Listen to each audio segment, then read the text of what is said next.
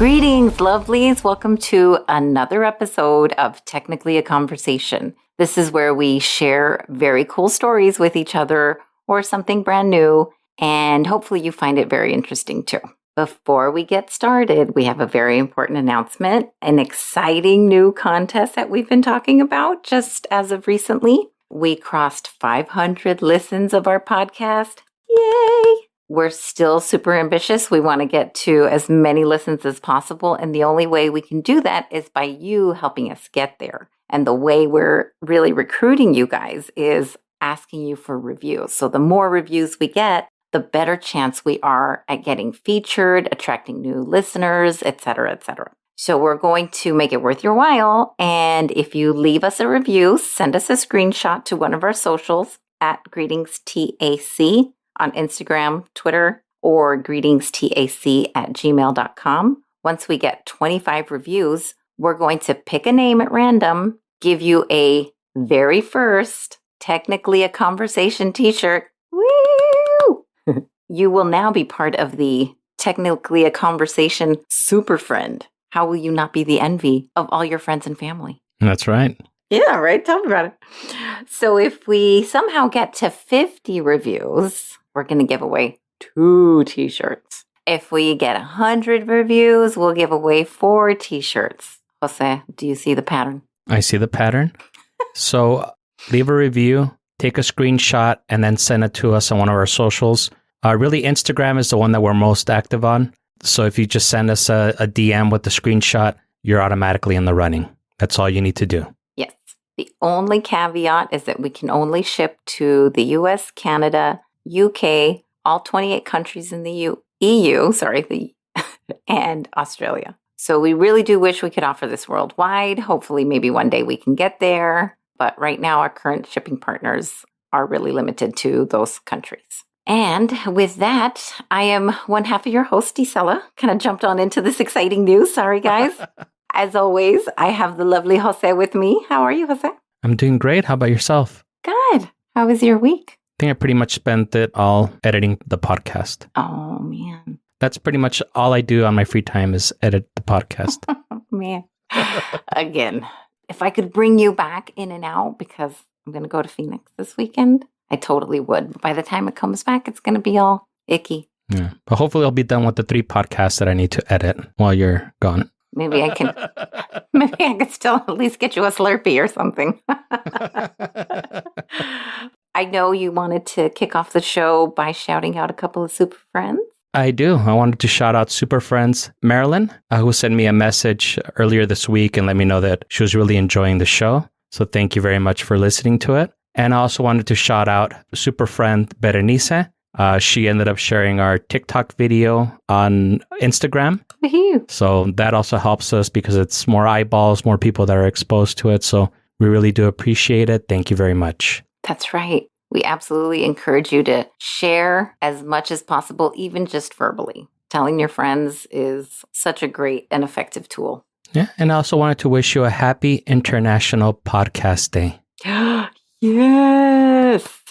Actually, if I may divulge this information, you were early into podcasts when there was probably only like 30 podcasts out there. That was like a 2-minute time span. It's like the singularity, if you will, of the Big Bang. And I appreciate it because I totally love it now. I'm glad you enjoy it. Yeah. And that was kind of a private story, so I don't appreciate you sharing it on the podcast. No, I'm just kidding. I'm kidding. What? You got to toot your own horn for that. All right. So I do have a super friend as well that is a new time listener, Max. He goes by the name of Max Daddy. I don't really call him Daddy, right? But that's like the nickname he uses. So thank you very much for finding us and reaching out and letting us know that you enjoy the episodes. Thank you, Max Daddy. Yes. Sorry. Daddy Max will make you jump. Oh, yeah, that's right. Jump. Oh, I think that was the one that died. Did he die? Yeah, one of them already died, dude. Oh, my God. I know. It's really sad. That's a harsh way to start a podcast. But guess what? Halloween's right around the corner. Who doesn't want to talk about death? Yep. And if the other Chris is looking for somebody else, I'm not Chris, but I can jump sometimes when I don't get the gout or or when my sciatica isn't acting up. Que la, olvídate, you're like, or when, I've been sitting too long. Yeah, or when I don't have crippling back pain. These are all the wonders of getting older. List is getting very long. Being that we were talking about death, that's actually really funny because that's a pretty good segue into what the topic I will be talking about today. Crisscross? Yeah, exactly. Crisscross is death.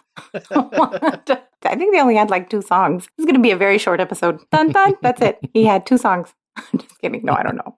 That's so mean. I used to have the album when I was I think in grade 6 or grade 5 or whenever that came out. Was it surprisingly good or what was it? I thought it was good, but... Oh, wow. I mean, I was maybe 12 or something, so I don't think my listening taste was as refined as it is now. That's so funny. So refined. You only listen to death metal. I'm just kidding. That's not true. I listen to much more than that. I know. I'm so proud of you because you have such a wide array. This is why road trips are fun. I normally like to start off by saying that I like death metal because that is normally what shocks people. So that's the goal, is to shock people. No, because I actually do enjoy it. But usually people don't well, I mean, when I guess because I go through phases where I have long hair and I have short hair. So when my hair is short, people are usually shocked that I like death metal. When my hair is long, it doesn't surprise people. That's the key. Because when you said that right now, I was like, but you look like very metal, which is also a compliment. That's a great compliment. I appreciate that. Dude, for real. So if anything, now when your hair's long, you should probably shock people and be like, I listen to Tchaikovsky, Beethoven. Joss Stone. Joss Stone. That's one of them. Actually, that would be kind of weird. Okay, sorry. I was trying to get into your death segue with the death metal, but I think it's been derailed now. Your death train is derailed. I love our derailed conversations. Being that it's so close to Halloween, I wanted to share a very cool topic. It was both creepy and fascinating. Today, we're going to talk about children, already creepy. I'm just kidding. Children who remember what seems to be their past life. And it's going to be with so much detail, it's going to feel pretty much impossible. Dios mío. Yeah. So you ready to get started on this crazy topic? Let's do it. Okay. First, let's talk about where this can be studied. In the University of Virginia, it's a Division of Perceptual Studies, DOPS for short. It's basically the idea of reincarnation. The division has more than 50 years of research on this subject. So this isn't just the last 10 years. This is over 2,500 cases that they have. The information that I got this from is a couple years old, so who knows what the real number is right now. But 2,500 is already a lot of cases. The very cool thing about this is that these have been found on every continent except Antarctica. And that's only because they haven't been able to look there. Who's really going to go there, right? Well, they can ask the penguins. I don't know how they would talk to the penguins. They can hook them up to the dream machine. Oh, yeah, that's true. No, they wouldn't be able to tell us what they're like, oh, you're just dreaming of more fish. So the founder of DOPS, his name is Ian Stevenson. Actually, he was, I guess I should say, because he's passed away since then. I found some early papers of his, which were really, really interesting. So I'm only going to share one thing because there's a lot of really cool information on this topic. His paper titled Birthmarks and Birth Defects Corresponding to Wounds on a Deceased Person. Doesn't that already sound crazy? It sounds very crazy, actually. Do you happen to have any birthmarks? I have moles, but not really birthmarks. I don't think I have any birthmarks either. So I was not wounded in a past life then. That's probably good, because then you don't have those wacky memories. So this paper stated that of the children who claim to remember their past lives, 35% of these children actually have birthmarks. And they believe that these are corresponding to the death of that prior life that they had. They were able to pull those post-mortem reports, basically like an autopsy report, and guess how many of these did in fact correspond to the child's birthmarks? 100%. Very close. 90%. Oh, okay. So 90% is crazy. Oh, wait, sorry. 88%, which let's say it's 90% really. 88%? Dude, this is really crazy. So I'm just going to give you one example of one of the 88%. there's a picture of a man's chest where you see in the middle of his chest where these birthmarks are. It's just like a lighter pigmentation on his skin. And he believed that that's actually the site where he got shot in his prior life. And when they were able to find the post-mortem, that's exactly where they were. So you can see the comparison of the post-mortem, like the autopsy report, and his picture. It's super wild. I don't really know how that could be. I don't. What are you thinking? Tell me. I want to hear real life reactions here. I'll save my opinion until the end. So what do you think that's about? Do you think he did the hyperpigmentation? At least that part? No, I don't think that. But since you're asking me, I'll answer. I'm a skeptic, so I don't believe none of that stuff. I think it's easy for me to say, oh yeah, I have a birthmark on my arm. And if you want to find a result, you'll look through all the postmortems until you find somebody that was shot on the arm, the same place that my birthmark is, and say, oh yeah, that's that person. I would need to have like more concrete evidence. To quote Carl Sagan, extraordinary claims deserve extraordinary evidence. I'm curious to see what other evidence you have, but so far I'm not sold. What they'll do is they get the information first. So they can't just like, oh, I think my name was whatever. And then they're like, oh yeah, no, my name was this. So they start off with the concrete names, how they died, what their memories are. And then they go see if they can verify them. We'll get into a little bit more of that. It's pretty exciting. I'm interested to hear the other stories. Yeah, this is what it's about. Conversations. Mm-hmm. So the person who's now running DOPS is Dr. Jim Tucker. He is a professor of psychiatry and neurobehavioral sciences and has been studying this since the late 90s. He's actually a child psychiatrist. And the way he got involved was Ian Stevenson. One of his biggest critiques, if you will, was basically the science community was like, well, this is very fascinating, but how come it's only one person who's finding all of these stories? How come there's not other people involved? So he did, in fact, try to get other people involved. An anthropologist got involved. And then this is where Jim Tucker came in. Jim Tucker's approach to this field of study is, it's real nice and basic. What exactly did the child say about the past life? When did they start recalling these things? Could the child have access to this information easily? Did they overhear any information? Like, how could they have really absorbed this information? So these are just like a couple of points of how he would analyze a child's claims. They really do want to try to legitimize it, and they've been published in the Journal of American Medical Association. They call it JAMA for short, which is actually kind of badass. I want to be part of the JAMA. Anyway, so what does the science really say behind these cases?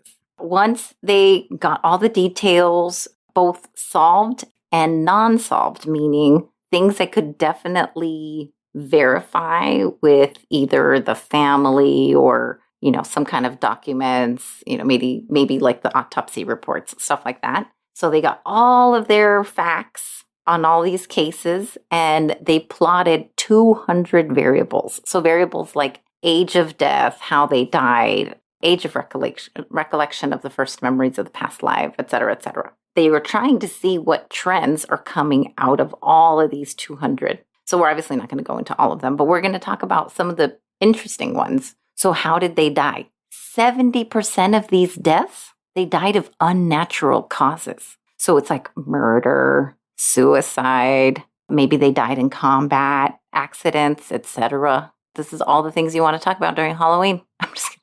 So this really has to play an important part of who might return because these deaths were all in common. They were all just sudden and they were all violent. Sadly, there were really no natural causes. The other variables was the age of death. A lot of these people died fairly young, which again kind of makes sense because they didn't die of natural causes. So one could kind of go hand in hand with the other. A lot of these cases did come from cultures that were more accepting of reincarnation. A lot of people in Asia, which again also makes sense, I think, because here we don't like to talk about things like that since those things are not widely accepted. And when we do talk about things like that, then we look crazy. I look crazy all the time, no matter what I talk about. I enjoy looking crazy. Like it just wards off people.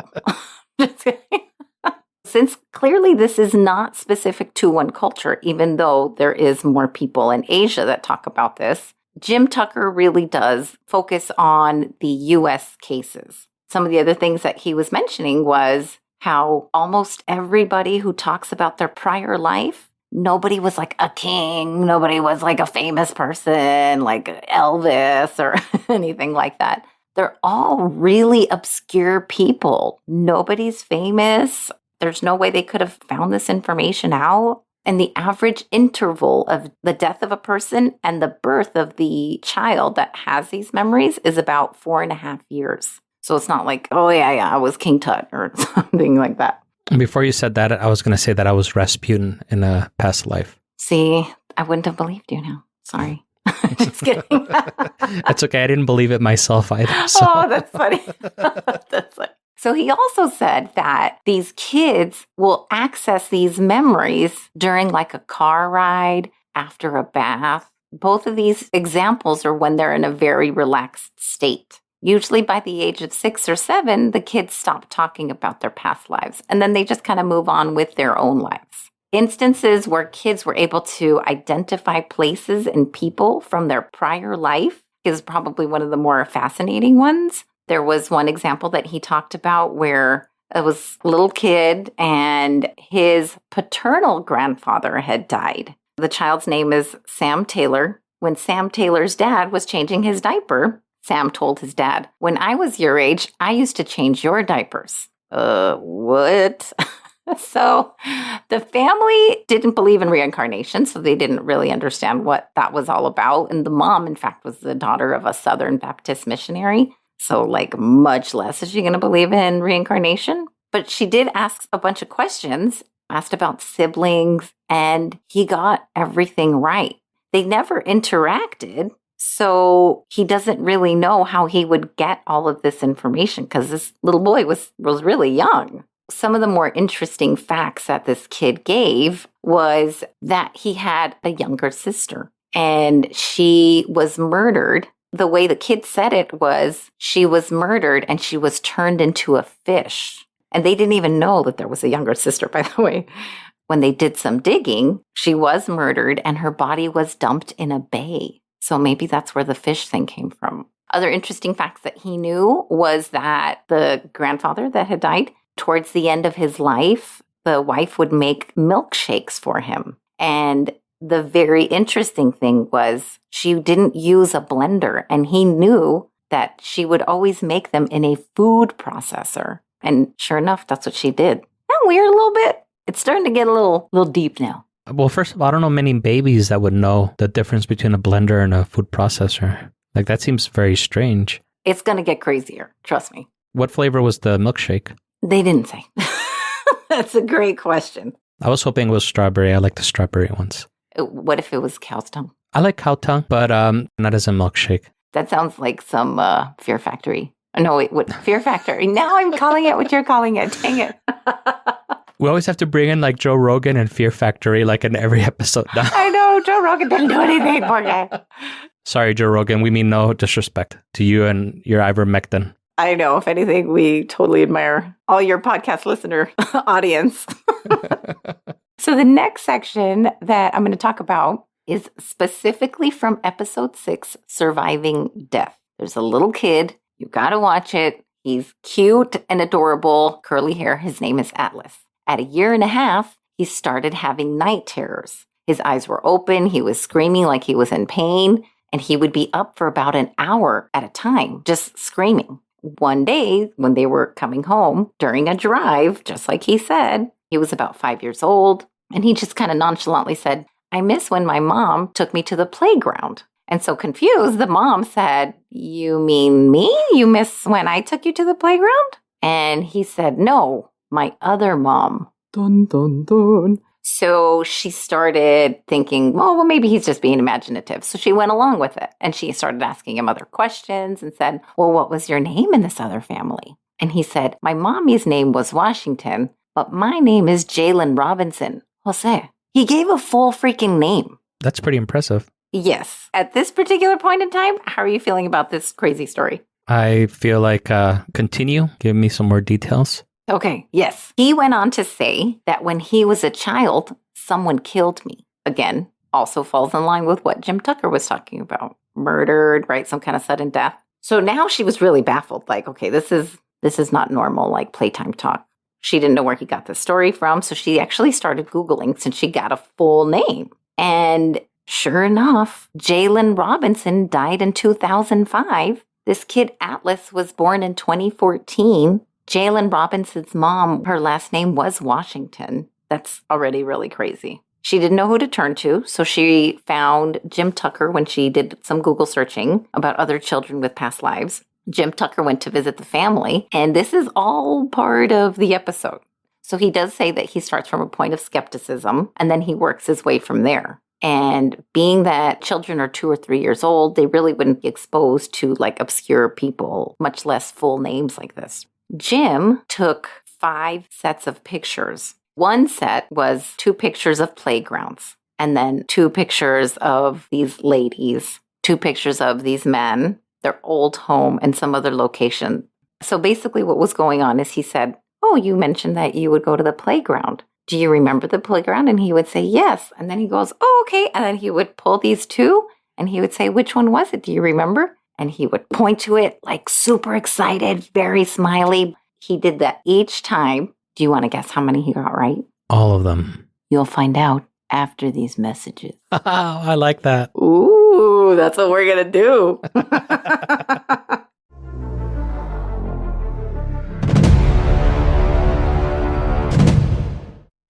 In these trying times, when our nation is beginning to recover, look to Palmer Technologies for all your logistical needs. Palmer Tech is no stranger to rebuilding. Our primary goal when the company was founded was to reconstruct Star City after a series of earthquakes left it in ruins. Our team of scientists and engineers from our applied sciences and technology divisions were there every step of the way with innovative solutions to solve the most difficult problems. When it comes to experimental medicine, Palmer Tech is a name you can trust. Specializing in nanotechnology, biostimulant implants, and smart wearables, our founder and CEO, Dr. Raymond Palmer, personally oversees each project. His teams will work with you to tailor a specialized solution for you and your patients. With a PhD in physics from Ivy University, no job is too big or too small. Palmer Technologies, the #1 name in science, engineering, technology, and medicine. Contact us now to see how we can work with you. We also offer paper products.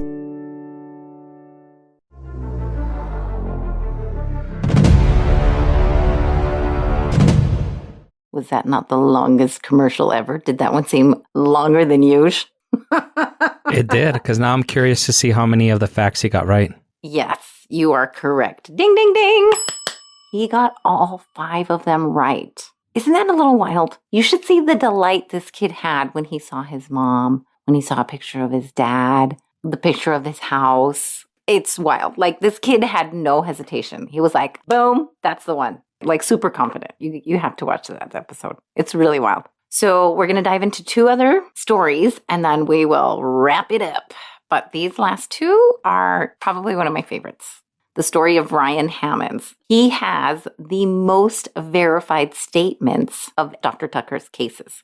Ryan would see the Hollywood land sign and would talk about going home, which is weird because he had never been there. When most kids were playing with trucks and normal toys, Ryan would be yelling action and like role playing like he was directing a movie. So this also starts to get me thinking about how much of our personality is really our own. And maybe it's actually shaped by a prior life. That's a good question. Sometimes I feel like I was a YouTuber in my prior life. Because when I do random things around the house, I like to narrate it, like if I was doing a how-to video on YouTube. Mm-hmm. So I feel maybe I might have been a YouTuber in my prior life. I might offer up another suggestion, if you will. I also narrate to myself. We were both YouTubers in our prior life. I think I just like to talk, and that's really what it is, which is why we're both podcasters. What? See how this makes sense? That does make sense. That's a more logical explanation. Maybe. So anyway, the mom of Ryan, her name is Cindy Hammons. She also found Jim Tucker and wrote him a letter, kept a lot of things that the little kid would draw and stuff like that. And they showed where Ryan drew 4 people in the house because the teacher at the time said, hey, draw everybody that lives in your house. And there was 4 of them, even though he's the only child. But then he crossed out one of them and he said he's not allowed to talk about one of them. Weird. This poor kid also would cry at night, also had the same like night terrors. And it was really hard for the mom. She wanted to help him. When she was talking about it, because he's now much older, even just her recalling it, you could see her getting visibly upset. It was pretty sad. You could tell it was pretty traumatic for her as well. Again, he was 4 or 5 years old. He couldn't breathe when he had these night terrors. He would start telling his mom, I think I used to live in a big house with a swimming pool and a bunch of kids. And then sometimes when a song would come on, he would just immediately get up and start tap dancing a routine, which he's never taken a lesson as Ryan anyway.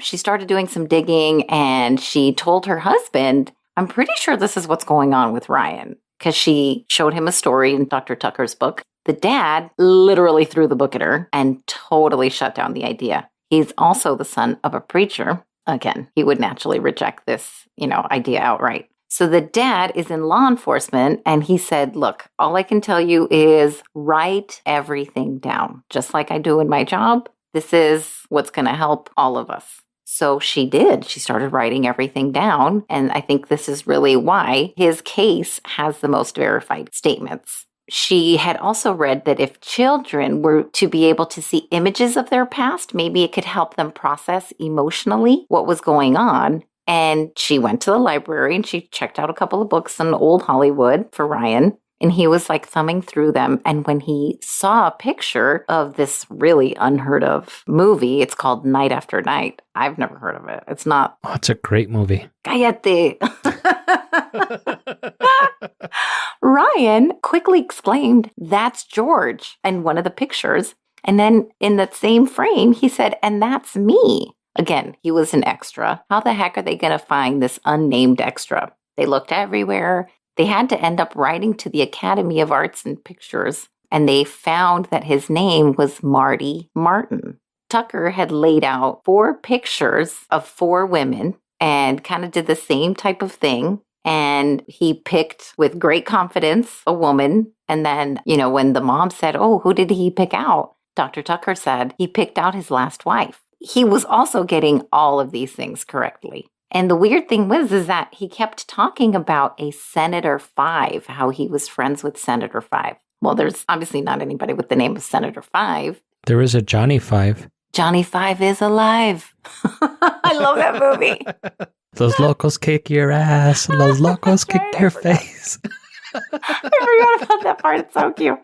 You know what? I think my daughter needs to see that movie. That's a great movie. I love it. It is. I do love it. When Marty lived in New York and he was on Broadway and stuff like that, he was actually friends with the senator of New York, who was Senator Ives. Weird. There was over 200 facts that Ryan gave, which already is a lot. They reached out to the daughter of Marty to see how many they could really verify. Here are some weird, noteworthy ones. Ryan said, I used to live on a street that had the word rocks in it, maybe like Mount or something with rocks. Sure enough, he lived on the street Roxbury. What? Dios mío.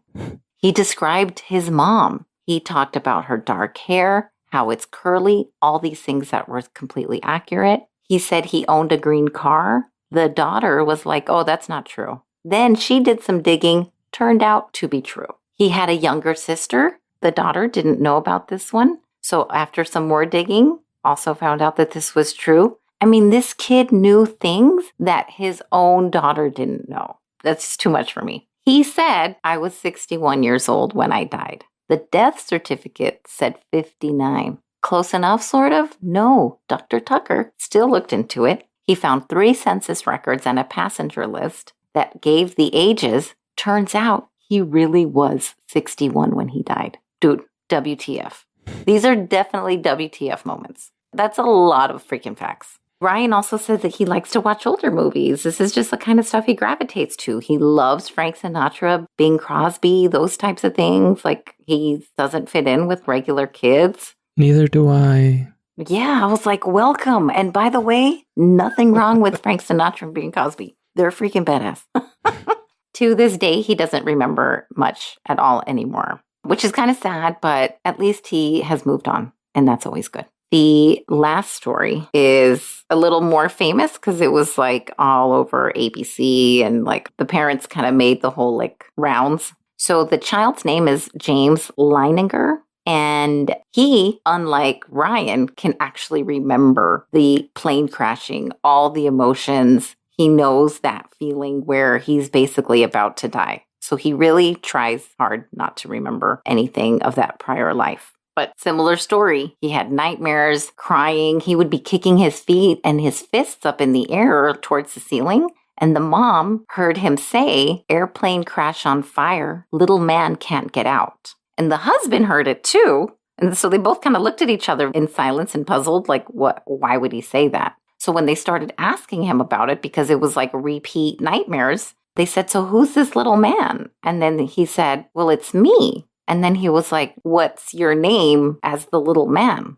And he said, "James." And remember, that's his name, James Leininger. So they were like, okay, we don't even know where this is coming from. So this little kid at the age of 3 was drawing plane crash scenes, battle scenes. The mom was starting to get a little weirded out because that's all he would play. And like, it was all kind of like dark and like all he would draw. And so jokingly, or not jokingly, she just said, "Hey, you should probably draw like flowers or something."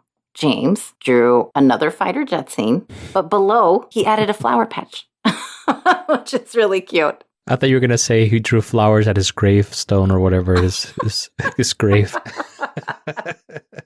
It's basically the same thing, yeah.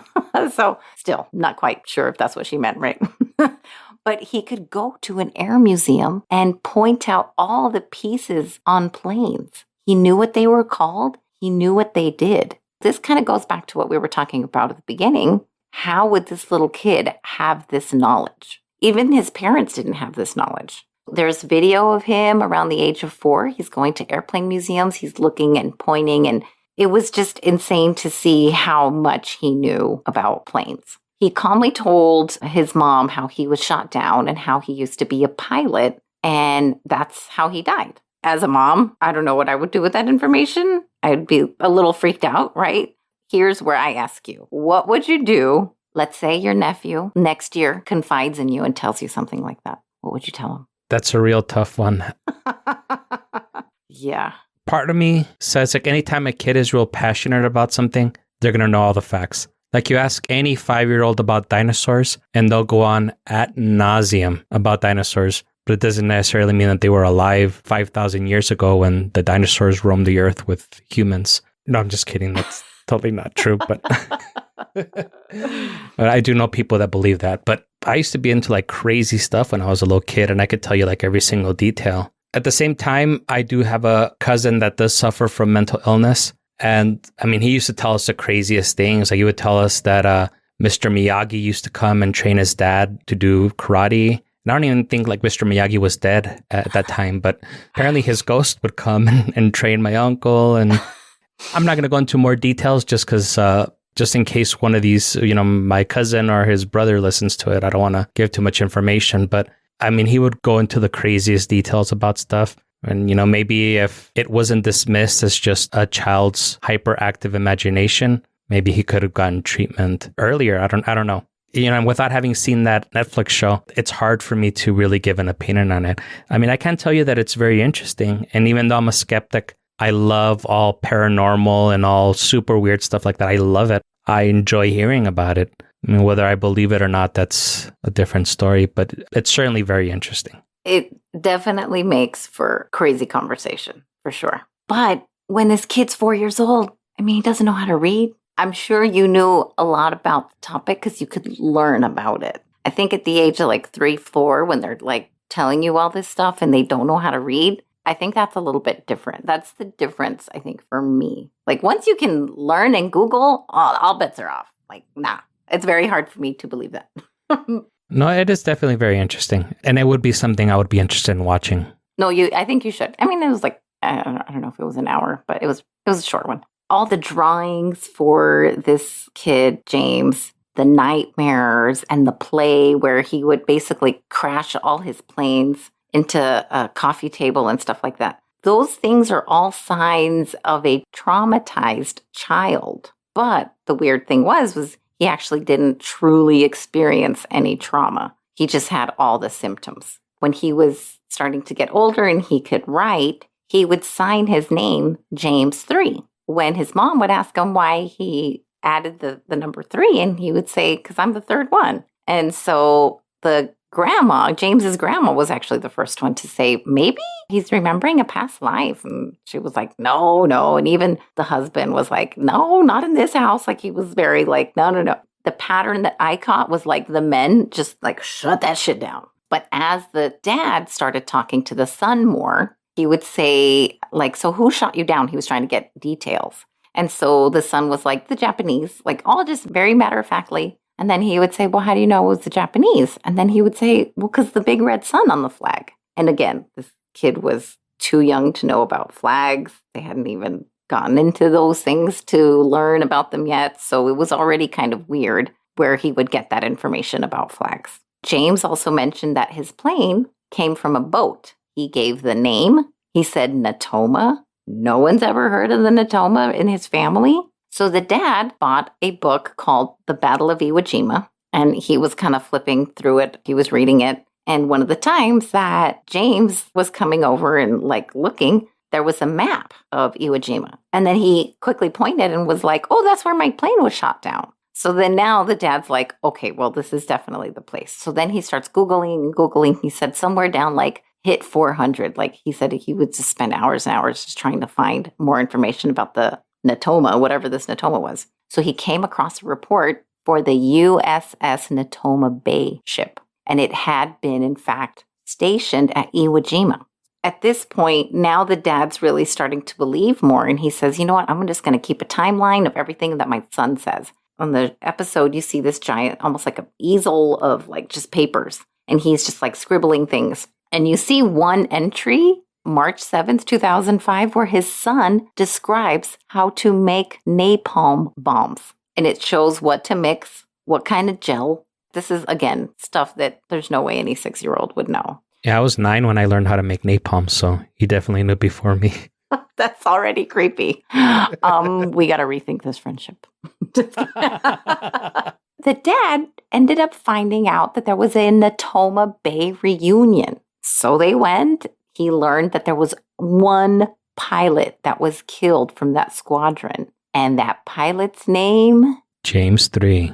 James M. Houston. That would, in fact, make this child the third James. You got the dad, you've got this James guy, pilot, and now the little boy. Dios mío. Very interesting. This leads me to my embedded Spanish lesson. Before you get to that, I want to know what your opinion is, since I already was the Debbie Downer and kind of gave you my opinion. What's your opinion on this? I also started with the point of skepticism. I need to be convinced. I don't care how cute that kid is. I need to know that they knew things that there is no way he could have overheard. He could have seen in a movie, those types of things. The stories that I have read and the pictures that I've seen and like these published papers and stuff like that, it's so compelling. It really makes me want to believe that there is reincarnation. And especially because my grandma just passed away, I think about how maybe her energy really is out there somewhere, whether it's in a different person. I personally don't think so, but I do believe these stories. I think they're freaking fascinating. That they are. And I'm sorry, I didn't mean to cut off your Spanish lesson, but I wanted to know how you felt about it. Yes. No. That's okay. The short, impromptu, embedded Spanish lesson was just Dios mío, because I've been using that a lot right now. And it just basically translates to my God. And in this case, very useful. So moving on, they located the pilot James Houston's family, and they contacted the sister. And he knew her name right away. And they knew all the things that they used to play when they were kids. This is not prompted by the sister. And the sister believed him right away. She was like, I really do believe that he's my brother reincarnated. It was very no ifs, ands, or buts, this older lady. The pilot, who was also named James, he's not a famous pilot. And he died 50 years prior to this child's birth. The pilot was from Pennsylvania. The child's from Louisiana. All these things, it's too much of a coincidence that he would know all of this stuff. There's no way he would know this. In order to kind of get over and bring closure, the whole family took a vacation to Japan. And they sailed out to as close as they could possibly estimate where, his plane was shot down. And the mom explained, this is time to let James Houston go. And he cried and cried. There's video of him crying and crying. Older James, now that they're interviewing him, he said that he really felt like he released something really, really heavy. So as soon as he came back ashore, he felt lighter. He felt just like a different, more happy kid. On that note, what great parents did this little kid have? First of all, my story would have ended right after I said, hey, Mom, I think I was a pilot in my previous life. I think my mom would have been like, sounds like you got a lot of time on your hands to make all these tonterias up. Go vacuum, I would have definitely gotten a cachetada probably if I came up with that. This is just our loving moms. So I don't even think they would much less take me to Japan for freaking closure. Are you kidding me? That's really awesome, parents. That one was really fascinating. I thought it was really cool. And coincidentally, this kid seems to be a really great mechanic. That concludes the last story. Let's hear your final thoughts after you've heard all these crazy... which story was the most compelling? Probably the last one, just because it had the most amount of facts. Oh, really? Not the one with the most verified facts? Oh, I thought this last one was the one that had the most verified facts. It was the Hollywood kid. But that guy doesn't remember. I think it's interesting that this guy remembers. I think since this was the last one that I heard. It stands out more. Yeah. Well, this was a little bit of a longer one, but congratulations, lovelies. You've done it again. You've learned something brand new and creepy. So hopefully you get to share some new information with others. This is going to make a cool water cooler talk. And I know it's going to make you look a little nutty, but who doesn't want to look nutty during Halloween? I look nutty, just normal. So thank you for joining us on another conversation and hope that you join us again next week. You know where to find us. Please reach out. Follow us on TikTok, Twitter, Instagram at greetingstac, or you can email us at greetingstac@gmail.com, or leave us a voicemail. We want to hear your cool voices at 915-317-6669. If you have a creepy story to share with us.